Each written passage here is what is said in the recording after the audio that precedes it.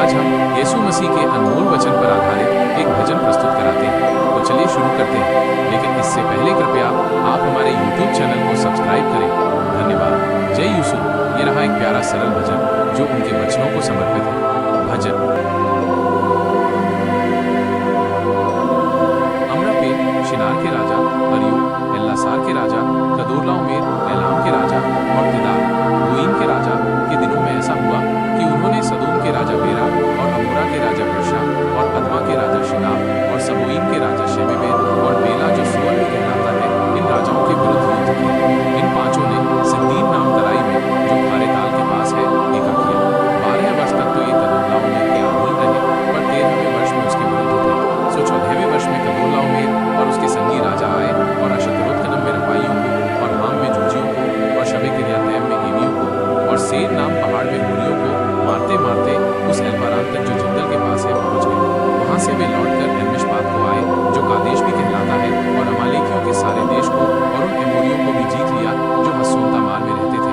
तब सदोम, अमोरा, अदमा, सबोइम और बेला जो सोअर भी कहलाता है, इनके राजा निकले और सिद्दीम नाम तराई में उनके साथ युद्ध के लिए पांति बांधी, अर्थात एलाम के राजा कदोर्लाओमेर, गोइम के राजा तिदार, शिनार के राजा अमरापेल और एल्लासार के राजा अरियूब। इन चारों के विरुद्ध उन पांचों ने पांति बांधी।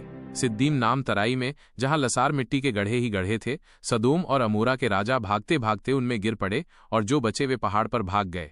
तब वे सदोम और अमोरा के सारे धन और भोजन वस्तुओं को लूट लाट कर चले गए। और अब्राम का भतीजा लूत जो सदोम में रहता था, उसको भी धन समेत वे लेकर चले गए। तब एक जन जो भागकर बच निकला था, उसने जाकर इब्री अब्राम को समाचार दिया। अब्राम तो एमोरी मामले जो एशकोल और आनेर का भाई था, उसके बांझ वृक्षों के बीच में रहता था, और ये लोग अब्राम के संग वाचा बांधे हुए थे। यह सुनकर कि उसका भतीजा बंधुआई में गया है, अब्राम ने अपने 318 शिक्षित युद्ध कौशल में निपुण दासों को लेकर जो उसके कुटुंब में उत्पन्न हुए थे, अस्त्र शस्त्र धारण करके दान तक उनका पीछा किया, और अपने दासों के अलग अलग दल बांधकर रात को उन पर चढ़ाई करके उनको मार लिया, और होबा तक जो दमिश्क की उत्तर ओर है उनका पीछा किया, और सारे धन को और अपने भतीजे लूत और उसके धन को और स्त्रियों को और सब बंधुओं को लौटा ले आया। जब वो कदोर्लाओमेर और उसके साथी राजाओं को जीत कर लौटा आता था, तब सदोम का राजा शावे नाम तराई में जो राजा की भी कहलाती है, उससे भेंट करने के लिए आया। जब शालेम का राजा मेल्कीसेदेक जो परम प्रधान ईश्वर का याजक था, रोटी और दाख मधु ले आया, और उसने अब्राम को यह आशीर्वाद दिया कि परम प्रधान ईश्वर की ओर से जो आकाश और पृथ्वी का अधिकारी है, तू धन्य हो, और धन्य है परम प्रधान ईश्वर जिसने तेरे द्रोहियों को तेरे वश में कर दिया है। तब अब्राम ने उसको सबका दशमांश दिया। जब सदोम के राजा ने अब्राम से कहा,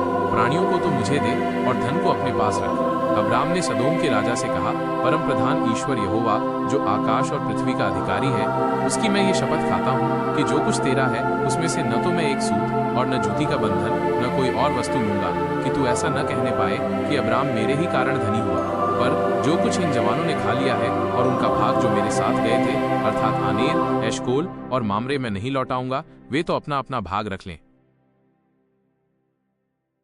का हुआ तब उसने महलेल को जन्म दिया। अगर आपको ये अनमोल वचन अच्छा लगे तो हमारे YouTube चैनल को सब्सक्राइब करें। धन्यवाद। जय यीशु।